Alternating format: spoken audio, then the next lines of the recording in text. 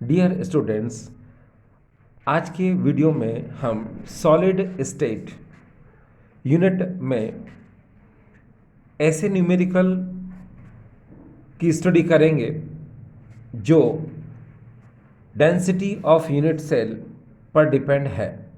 आप लोग बहुत अच्छे से जानते हैं ये जो फार्मूला है डेंसिटी ऑफ यूनिट सेल, ये फार्मूला है D equal to Z into M A cube into N nought. यहाँ पर D की जगह पर हम रो का भी यूज़ कर सकते हैं।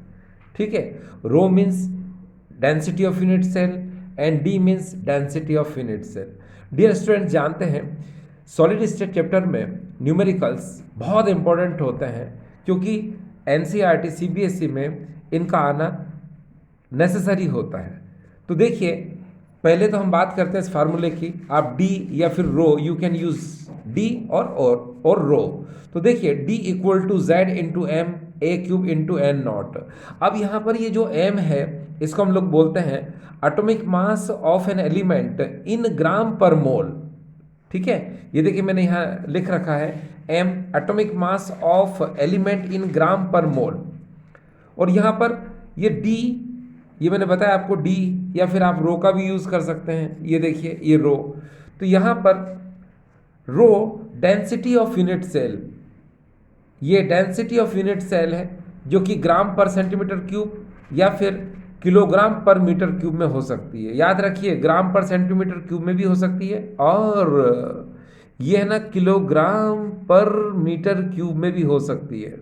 ठीक, अच्छा एक बात, ये एन नॉट ये ना एवोगेड्रोज नंबर है 6.023 इंटू 10⁻23 मोल इनवर्स। ये हमेशा इसकी यूनिट क्या होती है, मोल इनवर्स में होती है। अब यहाँ पर ये जो स्मॉल ए है इसको हम लोग बोलते हैं edge length of unit cell. Dear students, ये स्मॉल ए है इसको हम लोग बोलते हैं edge length of the unit cell. और यहाँ पर अगर हम ए क्यूब की बात करते हैं तो ए क्यूब का मतलब होता है वॉल्यूम ऑफ यूनिट सेल। तो ये वॉल्यूम ऑफ यूनिट सेल होता है। डियर स्टूडेंट्स, किसी भी न्यूमेरिकल को करने से पहले क्या हम बहुत अच्छे से जानते हैं कि जब तक यूनिट सिमिलर नहीं होगी, यूनिट सेम नहीं होगी, तब तक हम डिवाइड, मल्टीप्लिकेशन, सब्ट्रैक्शन, एडिशन कुछ भी नहीं कर सकते हैं। इसलिए कुछ हम कन्वर्जन की बात करें पहले। जैसे आपने देखा होगा ये 1 पिकोमीटर ये कन्वर्जन है और 1 पिकोमीटर इक्वल टू होता है 10⁻12 मीटर। और ये 1 पिकोमीटर इक्वल टू 10⁻10 सेंटीमीटर भी होता है। 1 एंगस्ट्रॉम इक्वल टू होता है 10⁻10 मीटर और 1 एंगस्ट्रॉम इक्वल टू होता है 10⁻8 सेंटीमीटर। तो ये आप पर डिपेंड करता है कि आप मीटर में लेना चाहते हैं वैल्यू को या फिर सेंटीमीटर में लेना चाहते हैं। ठीक डियर स्टूडेंट्स, एक बात और जो बहुत इंपॉर्टेंट है, ये जो number of particles present per unit cell, ये यहाँ पर जो आपको Z नजर आ रहा है, ये number of particles present per unit cell. आपने देखा होगा SCC, तो SCC में क्या होता है कि नंबर ऑफ पार्टिकल 1 होते हैं। BCC बॉडी सेंटर्ड क्यूबिक में आपने देखो सिंपल क्यूबिक सेंटर्ड, या आप इसको बोल सकते हैं सिंपल सेंटर्ड क्यूबिक। तो ये जो SCC है इसमें नंबर ऑफ पार्टिकल 1 होते हैं, बॉडी सेंटर्ड क्यूबिक में 2 होते हैं और फेस सेंटर्ड क्यूबिक में डियर क्या होते हैं, 4 होते हैं। तो ये हमको नॉलेज होना चाहिए। SCC में 1 होता है, FCC में, BCC में 2 होता है, FCC में 4 होता है। और आपने देखा होगा HCP हो उसमें भी 4 होता है, CCP हो उसमें भी 4 होता है। ठीक है, तो ये आपको बताने की कोशिश है। CCP 4, HCP 4, FCC 4, BCC 2, SCC 1। बस अब हमारे सामने कोई सा भी अगर न्यूमेरिकल आता है तो अब हम उसको फाइंड कर सकते हैं। डियर स्टूडेंट्स, आपके सामने सबसे पहला जो न्यूमेरिकल है वो कुछ इस तरह से है। देखिए, इस न्यूमेरिकल को हम सबसे पहले सॉल्व करते हैं। ये NCERT का एग्जाम्पल 1.5 है। देखिए क्वेश्चन कुछ इस तरह से है, सिल्वर फॉर्म्स CCP लैटिस। ये देखिए इसको हम लोग बोलते हैं क्यूबिक क्लोज पैकिंग। फिर से सुनिए, silver forms CCP lattice and X-ray studies of its crystals show that the edge length of its unit cell is 408.6 picometre. Calculate the density of silver. ठीक है। और फिर इसने सिल्वर का एटॉमिक मास दिया है 107.9 u. U means unified mass, means atomic mass unit, means gram per mole. तो dear students, अब देखिए इस क्वेश्चन में फार्मूला कौन सा यूज होता है, ये देखिए rho equal to Z into M A cube into N not. अब आपको पता है कि यहाँ पर सीसीपी यूनिट की बात हो रही है, और सीसीपी हो चाहे एचसीपी हो, मैंने आपको बताया कि number of particle, number of atoms क्या होंगे, z इक्वल टू 4 होगा, आपने 4 रख दिया। अब देखिए यहाँ पर जो मास यानी कि एटॉमिक मास की बात आ रही है, तो वो है 107.9 ग्राम पर मोल। ठीक है।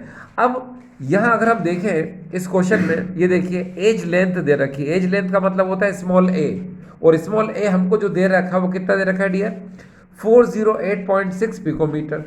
तो आप क्या करोगे, 408.6 पिकोमीटर को आपने इसे लिख लिया। पिकोमीटर का मतलब आपको पता, हटाओ तो 10⁻12 मीटर आप लिख सकते हैं। तो देखिए अब आपने इसको इस तरह से कन्वर्ट कर दिया। और एन नॉट एवोगेड्रो नंबर तो आपको पता ही है 6.023 इंटू 10⁻23 होता ही है। अब क्या करेंगे, आप इस फार्मूले में सारी वैल्यू को पुट कर दीजिए। देखिए जब आप इस तरह पुट करेंगे, आपने ध्यान देना यहाँ पर यह है कि यहाँ पर ये जो एज, फेस एज है वो मीटर में, ठीक है। और यहाँ पर भी अगर हम देखें ये पर मोल में है। तो डियर हमने क्या किया कि जो इसका मास था वो किस में था, ग्राम पर मोल में था। तो हमने क्या किया, उसको किलोग्राम पर मोल में कन्वर्ट कर दिया। क्यों, क्योंकि भाई इधर देखो ना, ये मीटर है। तो अगर यहाँ पर मीटर है तो यहाँ पर जो वेट है, मास है, मोलर मास है, वो किस में होना चाहिए, किलोग्राम पर मोल में होना चाहिए। ठीक है। तो हम क्या करेंगे, उस ग्राम को हमने किलोग्राम में कन्वर्ट करने के लिए 1000 से डिवाइड कर दिया, मीन्स मल्टीप्लाई कर दिया 10⁻³ से, एक ही बात है। ठीक। अब क्या करेंगे हम, हमारे दिमाग में एक बात आती है क्या, कि ये जो 408.6 इंटू 10⁻12 मीटर है, इसका क्यूब कर दीजिए। चलो क्यूब करेंगे तो डियर हमारे पास कितना वैल्यू आएगा, देखिए 6821738.056 इंटू 10⁻36, इसका क्यूब कर दिया ना। अब क्या होगा, अब हम इसको थोड़ा सा स्मॉल वैल्यू में कन्वर्ट करेंगे, तो पॉइंट को हम लेफ्ट साइड ले जाएंगे। देखिए कैसे, 1 2 3 4 5, इस तरह से हम जब इस तरफ लेकर के आएंगे तो क्या होगा, पॉइंट को हमें कहाँ लगाना है, 6 के जस्ट बाद। तो देखिए दैट इज 1 2 3 4 5 6 7, ठीक है। हम 7 बार इधर लाए तो इसमें से पावर क्या हो जाएगी, 7 कम हो जाएगी। तो अब हम इसको लिख सकते हैं डियर क्या, 10⁻⁻29, और ये क्या हो जाएगा 6.8217, चाहो तो 6.82 भी लिख सकते हैं। अब क्या होगा, ये एवोगेड्रो नंबर है 6.023 10⁻23, ठीक है। अब क्या कर सकते हैं, यहाँ पर ये आपको पता है ये 4 ऐसे कैसे लिखा, इसको भी हमने ऐसे कैसे लिखा। अब हम क्या करेंगे सुनिए, यहाँ पर अगर आप ध्यान से देखें, ये देखिए मोल इनवर्स से मैंने मोल इनवर्स काट दिया, ठीक। अब इसकी यूनिट क्या आएगी, किलोग्राम पर मीटर क्यूब आएगी, किसकी, डेंसिटी की। ये देखिए किलोग्राम पर मीटर क्यूब बच रहा है, यानी इसका आंसर किस में आएगा, किलोग्राम पर मीटर क्यूब में आएगा। लेकिन उससे पहले हम एक काम करते हैं, हम क्या करेंगे, 4 इंटू 107.9 इसका मल्टीप्लाई कर दीजिए, ठीक है। और पहले पावर से पावर को उड़ा दो। पावर कैसे, जैसे 10⁻29 है ये, और 10 की पावर ये 23 है, इसको कम करो तो यह कितना बचेगा, 10 की पावर -6 बचेगी। इसको ऊपर ले जाओ, इससे कैंसिल कर दो तो 10 की पावर प्लस में 3 बचेगी। ये देखिए 10 की पावर प्लस में 3 बची। अब क्या करेंगे हम, 4 से इसका मल्टीप्लाई कर दो तो डियर ये आएगा। अब देखना 6.82 का मल्टीप्लाई करेंगे हम 6.023 से, तो ये इतना आएगा, आ गया। अब आप क्या करेंगे, आप इसमें डिवाइड कर दीजिए, इसका डिवाइड करेंगे इसके अंदर। डिवाइड करने के बाद में जब आप मल्टीप्लाई करेंगे 10⁻³ का, तो आंसर कितना आएगा, आंसर आएगा यहाँ पर 10.5 किलोग्राम पर मीटर क्यूब। तो डियर स्टूडेंट्स, ये इस तरह से हमारे पास में आंसर आ चुका है, ठीक। ये density 10.5 kilogram per metre cube. तो डियर स्टूडेंट, आपने देखा कि इस क्वेश्चन को मैंने किस तरह से सॉल्व किया। अब स्टूडेंट्स एक काम कर सकते हैं, हम नेक्स्ट क्वेश्चन ले लें।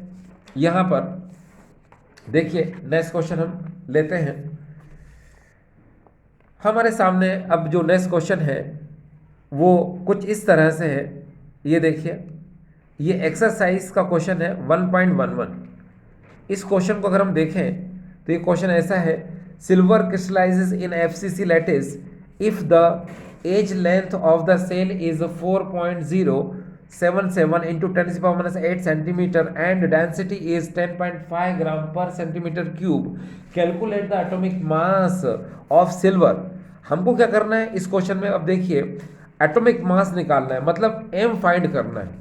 तो हम जानते हैं कि इस जो फार्मूला हमारे दिमाग में था पहले, ये देखिए आपको पता है, ये rho equal to Z into M upon A cube into N naught. आपने क्या किया कि आपको एम निकालना था, ए क्यूब को इधर पहुंचा दिया, इसको भी ऊपर पहुंचा दिया और जेड को जस्ट नीचे पहुंचा दिया। तो अब आपके पास फार्मूला कौन सा है, ये देखिए ये फार्मूला आ गया बस। अब क्या करेंगे आप, इसमें पूरी जो वैल्यूज़ हैं उनको रखना है। कैसे रखना है, देखिए आपको पता है density 10.5 gram per centimetre cube में दे रखी है। डियर ध्यान दीजिएगा, ये सीजीएस में यूनिट दे रखी है इस बार 10.5 ग्राम पर सेंटीमीटर क्यूब। तो आपने क्या किया, ये रो की जगह पर इस वैल्यू को रख दिया, ये देखिए। फिर आपको पता है यहाँ पर ये देखिए, ये एज लेंथ दे रखी है हमको 4.077 इंटू 10⁻⁸ सेंटीमीटर। ये ए की वैल्यू होती है, स्मॉल ए की, तो आपने यहाँ रखा और बाद में आपने क्यूब कर दिया। एन नॉट की वैल्यू तो आपको पता ही है 6.02 10⁻23 होता ही है। और एक चीज़ और, एफसीसी में नंबर ऑफ पार्टिकल जेड की वैल्यू क्या होती है 4, आपने 4 रख दिया। अब क्या करेंगे, सुनिए सिंपल सी बात है, इसके अंदर आप समझने की कोशिश करें कि यहाँ पर हमको मास निकालना है, ठीक है। और मास अब हमारा किस में निकलेगा, सीजीएस में। सीजीएस का मतलब होता है, मतलब मोलर मास निकालना है हमको, और इसकी यूनिट क्या आएगी, सीजीएस में क्या आएगी, ग्राम पर मोल आएगी, है ना, क्योंकि हम सीजीएस यूनिट लेकर ही चल रहे हैं इस समय, ठीक है।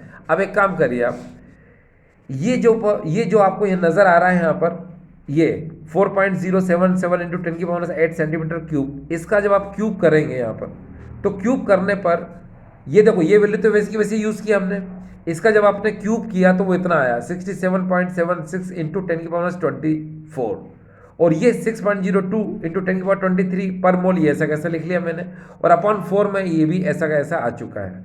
अब देखिए डियर, यहाँ से क्या होगा, सुनने वाली बात है, ये सेंटीमीटर क्यूब से आप ये सेंटीमीटर क्यूब उड़ा दीजिए, ये देखिए उड़ा दिया आपने यहाँ पर, ठीक है।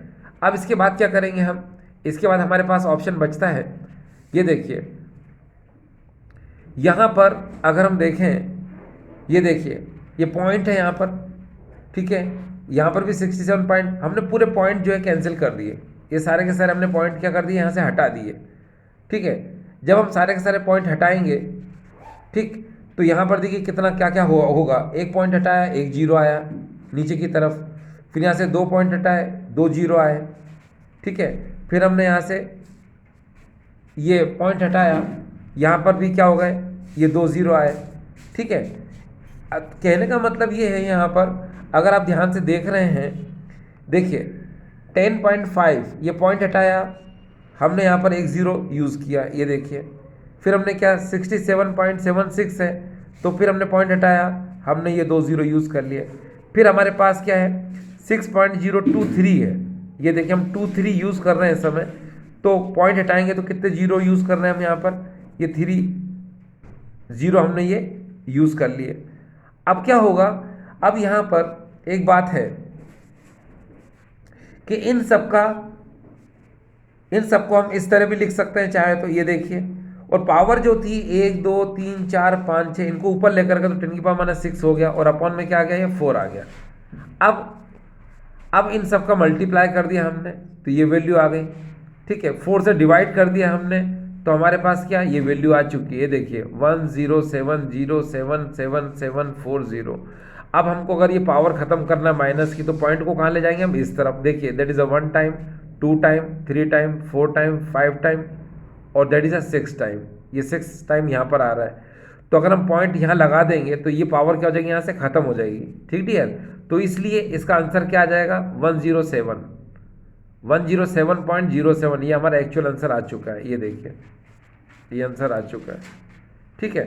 देखो डियर स्टूडेंट्स, होता क्या है कि जिस तरह से आप वैल्यू को पुट करते हैं उसी तरह से आपका आंसर जो है यहाँ पर आता है।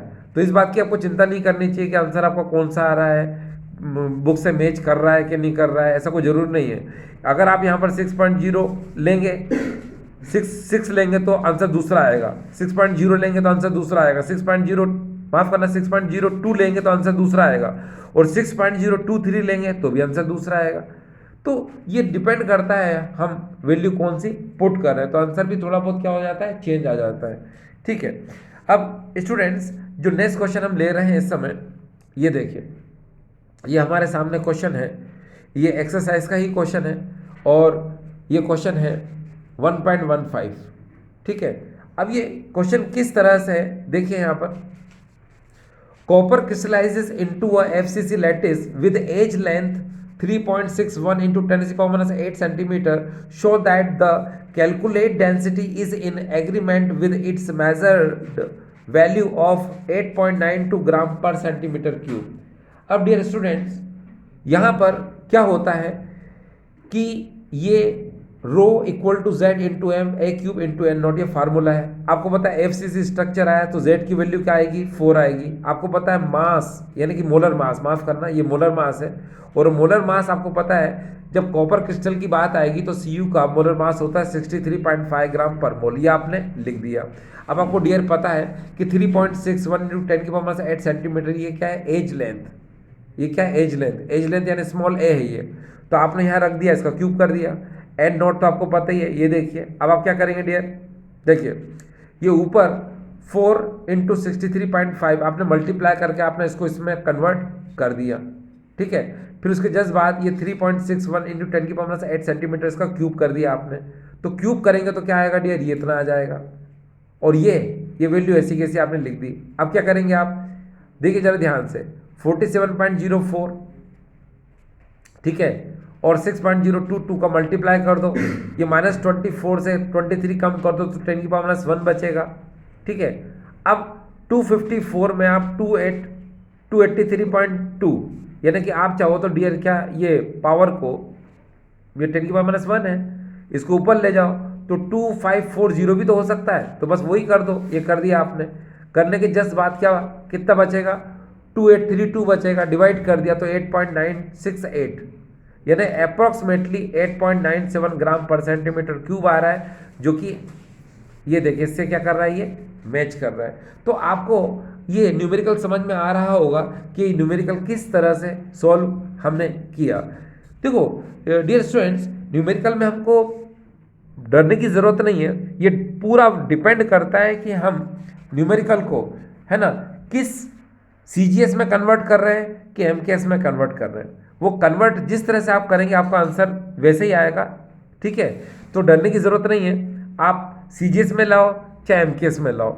ठीक है, तो चलो हम अगले क्वेश्चन की तरफ चल रहे हैं, और अगला क्वेश्चन हमारा कुछ इस तरह से है। देखिए एक सुंदर सा क्वेश्चन लिया है हमने आपके लिए, यहाँ पर ये देखो, ये क्वेश्चन है, an element having atomic mass 60 has face centered cubic unit cell. The edge length of the unit cell is 400 picometer. Find out density of the element. देखिए डियर स्टूडेंट्स, ये बहुत इजी क्वेश्चन है, और इसमें हमको क्या करना है, डेंसिटी फाइंड करना है। किसी भी यूनिट सेल का हमको क्या करना है, डेंसिटी को फाइंड करना है। अब आप बहुत अच्छे से जानते हो फार्मूला हमारे पास क्या है, rho equal to Z into M A cube into N naught. Dear ये फार्मूला है। ठीक है, आपको पता है कि यहाँ पर किसकी बात हुई है, देखो फेस सेंटर्ड क्यूबिक की बात हुई है। देखिए ये फेस सेंटर्ड क्यूबिक यानी कि एफसीसी में z इक्वल टू क्या होता है, 4 होता है, ये मैंने 4 रख दिया। अब इस क्वेश्चन में देखिए एटॉमिक मास आपको कितना दिया है, 60, तो m इक्वल टू मैंने 60 ग्राम पर मोल लिख दिया। ठीक है, दूसरी बात, यहाँ पर फेस एज कितनी दे रखी है आपको, एज, ये जो एज लेंथ जो आपको दे रखी है स्मॉल एक 400 पिकोमीटर दे रखी है, ये देखिए 400 पिकोमीटर, ये क्या डियर, एज लेंथ है ना, तो हमने उसको यहाँ लिख लिया। तो अब हम क्या करेंगे, ये पिकोमीटर दे रखा है, तो पिकोमीटर को आपको पता है ये ग्राम पर मोल है, अगर मैं इसको ग्राम पर मोल में लेना चाह रहा हूँ तो इसको मैं किस में कन्वर्ट करूँगा, सेंटीमीटर में। तो आपको पता है 1 पिकोमीटर इक्वल टू क्या होता है, 10⁻10 सेंटीमीटर होता है, तो मैंने इसको हटाकर ये इतना लिख लिया। अब मैं क्या करूँगा, ये 2 0 हैं, इसको थोड़ा चेंज करूँगा मैं, तो यहाँ पर क्या आएगा भाई, आप देखो ना, ये 2 0 से कैंसिल हो जाएगा, 10⁻8 आ जाएगा। तो 4 इंटू 10⁻⁻8 सेंटीमीटर, ये इसका मैंने क्या कर दिया यहाँ पर, ये क्यूब कर दिया। ठीक है, अब ये सारी की सारी वैल्यू अगर मैं चाहूँ तो इसको अगर सॉल्व करूँ तो कितना सॉल्व कर सकता हूँ। अब ए क्यूब मेरा जो आ रहा है डियर, वो देखिए इतना आ रहा है ए क्यूब, ये देखिए मैंने ए क्यूब निकाला, कितना आ रहा है, इतना, ये देखिए ये है ना भाई 64, और इसको करेंगे तो कितना आएगा,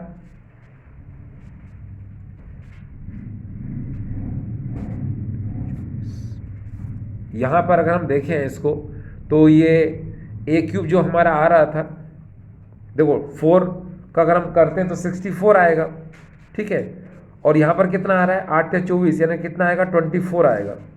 एक मिनट इसको थोड़ा सा सेट कर दूँ मैं, ये 24, ये 24 ये सेंटीमीटर क्यूब आ रहा है। तो देखिए यही चीज़ मैंने अब यहाँ पर पुट की है ना, तो 64 इंटू 10⁻24, और ये n नॉट जो है 6.02 इंटू 10⁻23, ऐसा कैसे ही है। अब मैं क्या करूँगा, अब मैं जो है ये पावर है, पावर से पावर को हटा दिया मैंने, तो 10⁻⁻1 बचेगा यहाँ पर। ठीक है, अब 64 और 6.02, ठीक है, और ये 10⁻⁻1 बचा था, ये इसको मैं कहाँ लेकर गया, ऊपर, ऊपर ले जाऊँगा तो आपको पता है यहाँ पर क्या था, अरे भाई देखो ना, इसको मल्टीप्लाई किया इससे तो 240 था। ठीक है, यहाँ 10⁻⁻1 बचा, इस पावर को अगर मैं ऊपर लेके जाऊँगा तो एक जीरो इंक्रीज हो जाएगा। ठीक है, ये इंक्रीज हो गया।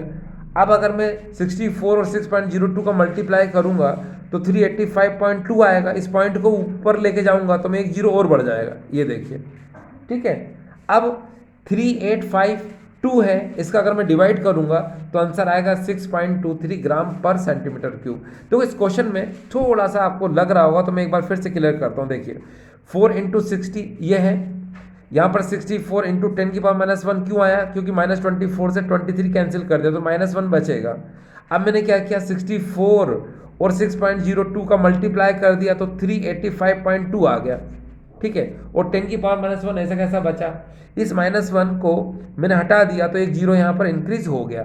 ठीक है, और पॉइंट भी हटा दिया, पॉइंट के बाद 2 है ना, पॉइंट हटा दिया तो एक जीरो और आ गया, इस तरह से इतना आ गया। अब मैं क्या करूँगा, डिवाइड करूँगा तो मेरे पास आंसर क्या आएगा, 6.23 ग्राम पर सेंटीमीटर क्यूब, ये इस तरह से मेरे पास आंसर आ जाएगा। तो डियर स्टूडेंट्स, आपने देखा कि ये कितना सिंपल न्यूमेरिकल था, जिसमें हमको डेंसिटी क्या करना था, फाइंड करना था, और ये डेंसिटी फाइंड करना आपको आ चुका है। देखिए इसी तरह से हम नेक्स्ट क्वेश्चन लेते हैं, ये हमारा इस चैप्टर का आखिरी क्वेश्चन है, इस वीडियो में ये आखिरी क्वेश्चन है। अब इस न्यूमेरिकल में आप देखिए, जैसे मैं अगर आप थोड़ी देर के लिए आपसे अगर मैं बात करूं तो ये करूं कि न्यूमेरिकल में हमको क्या क्या फाइंड करने को आ सकता है। तो पहले डियर देखिए, यहाँ पर हमारे पास ये फार्मूला देखिए, density equal to Z into M upon A cube into N not.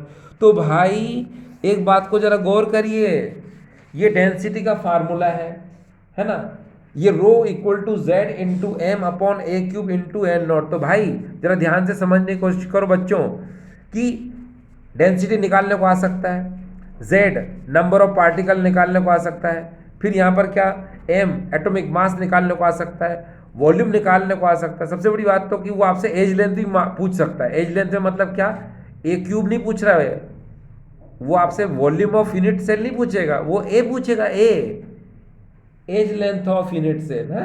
हाँ ठीक है, और फिर एन नॉट भी पूछ सकता है। तो डियर वो कुछ भी पूछ सकता है इसमें से, ठीक है, और वो सब कुछ इसी तरीके से होगा।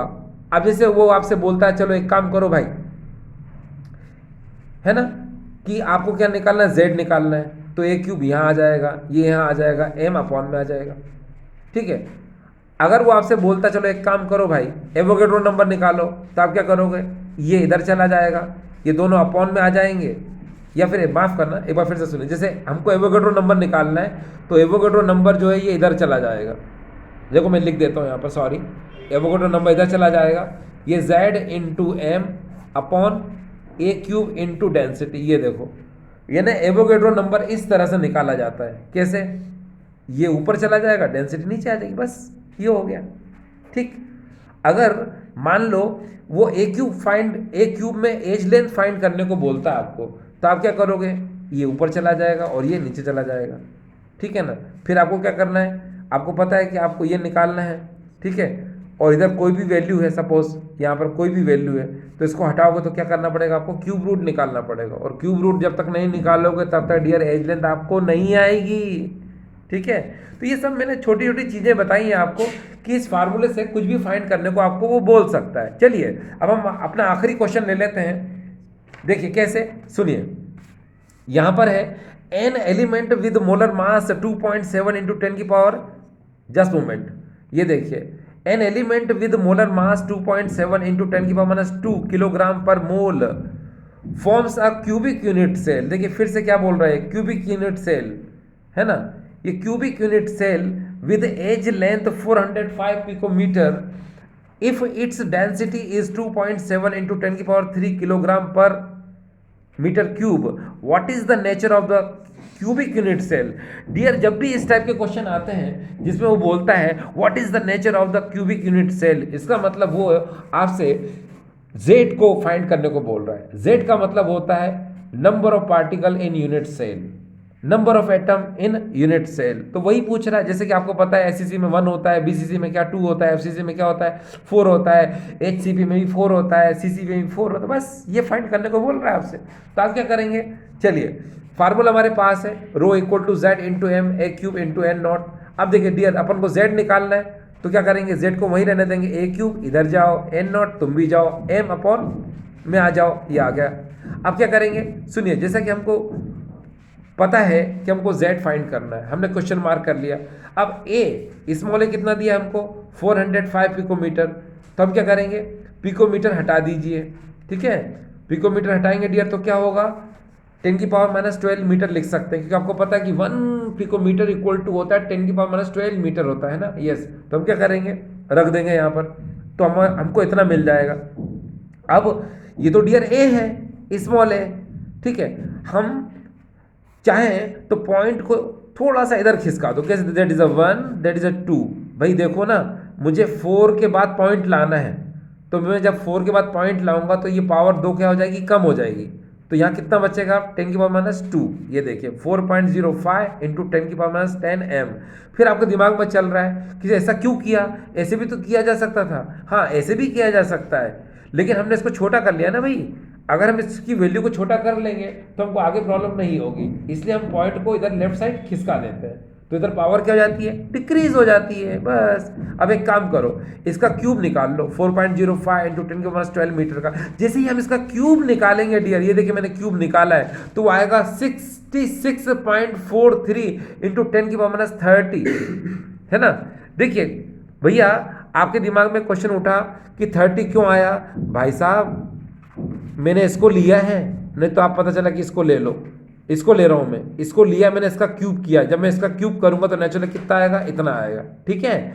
अब एन नॉट तो आपको पता ही है ये होता है, और एम यानी कि ये क्वेश्चन में दिया हुआ है, देखिए अगर आप ध्यान से देखें तो ये देखो N element with molar mass 2.7 into 10 की पावर -2 किलोग्राम पर मोल, और डेंसिटी भी इसने दी है हमको 2.7 इंटू 10 की पावर 3, ठीक है, ध्यान रखना।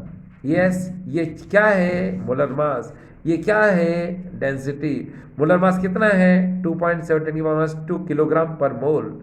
तो चलो अब एक काम करो, ये देखो हमने लिख दिया, डेंसिटी भी हमने आपको बता दी थी, लिख दी। अब जरा एक काम करो, हमको z निकालना था, z का फार्मूला क्या, rho into a cube into N naught upon M है। तो डियर ये देखो रो, ये ना डेंसिटी रख दो, ये हमने डेंसिटी रख दी, ये देखिए यहाँ पर 2.7 10 की पावर ये 3 किलोग्राम पर मीटर क्यूब, ये हमने रख दिया। देखो ना भाई ये डेंसिटी ये नज़र आ रही है आपको, ये वाली तो पुट की है। अच्छा अब क्या होगा, डेंसिटी रखने के बाद यहाँ पर अगर आप ध्यान से देखें तो ये क्या है, ए क्यू वॉल्यूम है, वॉल्यूम हमने निकाला था, ये उठा के रख दिया पूरा पूरा ऐसा कैसे। फिर एन नॉट ये रख दिया हमने, और फिर आपको पता है नीचे की तरफ क्या है, एम, ये मास है, एटॉमिक मास 2.7 इंटू 10 की पावर 2 रख दिया। अब देखना मैं काट रहा हूँ इसको, प्लीज देखिए, किलोग्राम से किलोग्राम काट दिया, पर मोल से पर मोल कट गया, ये मीटर क्यूब ये प्लस में है और ये मीटर क्यूब माइनस में यानी अपॉन में ये, तो ये वाला मीटर क्यूब क्या हो जाएगा, यहाँ से कट गया। अरे भाई सारी यूनिट कट गई हैं, जब सारी यूनिट कट जाएगी तो क्या होगा, क्योंकि आपको पता है जेड की कोई यूनिट नहीं होती है, Z is a unit less, तो इसीलिए हमने सारी वैल्यू देखा क्या कट चुकी हैं। अब क्या होगा, अब सिंपल सी बात है कि यहाँ पर अब आप पावर को काटेंगे। देखो पावर को काटने के लिए आपको क्या करना पड़ेगा, जैसे मैं बताऊँ आपको, पहले 2.7 से 2.7 कैंसिल कर दो, ठीक है। उसके जस्ट बाद अगर आप ध्यान से देखें तो देखिए ये माइनस का 30 डियर, माइनस का 30, ठीक है, और इधर 23 प्लस का है। ये अगर हम इसको ऊपर ले जाएं या यहीं से काट दो तो क्या कितना हो जाएगा, ये 28 हो जाएगा। और अगर आप नहीं काटते तो क्या होगा, देखो ये माइनस का 30 है, ये 23.2 कितने हो गए 25 और 3 कितने हो गए 28, और माइनस का 30 और प्लस का 28, तो माइनस का 2 बचेगा, ये ना 10 की पावर माइनस 2 बचेगा, ये 10 की पावर माइनस 2 मैंने लिख लिया। अब देखो क्या होगा, 66.4 और 6.02 इसका अगर आप मल्टीप्लाई करें तो डियर मालूम कितना आएगा, 3.99 आएगा। अब आपको पता है कि इस पॉइंट को अगर आप हटा दें, जस्ट मोमेंट, इसका मल्टीप्लाई डियर अगर आप करते हैं यहाँ पर, तो इसका मल्टीप्लाई जो आएगा वो इतना आएगा, ये देखिए 399 इंटू 10 की पावर माइनस 2 आएगा, ये आएगा डियर, ये इतना आएगा, कितना आएगा, ये देखिए z इक्वल टू डियर इतना आएगा 399 इंटू 10 की पावर माइनस 2 इतना आएगा, ठीक है। जब ये इतना आएगा तो मुझे पता है कि पावर माइनस 2 है, ठीक है, इसको मुझे ख़त्म करना है, तो पॉइंट को that is a 1 that is a 2, तो 3.99 आएगा, तो ये पावर क्या होगी डियर, यहाँ से हट जाएगी, तो इसका एक्चुअल आंसर क्या आएगा 3.99, जिसको कि हम लिखेंगे z इक्वल टू 4, ठीक है। अब ये करेक्ट है, ठीक डियर स्टूडेंट्स, तो आई होप आपको समझ में आया होगा, ठीक है। ध्यान दीजिएगा, जरा सी भी थोड़ी सी बहुत मिस्टेक अगर हो जाती है किसी भी तरह से तो आंसर क्या आएगा, गलत आएगा, ठीक है। तो आई होप स्टूडेंट्स ये आपको समझ में आया होगा, ठीक है। Thank you.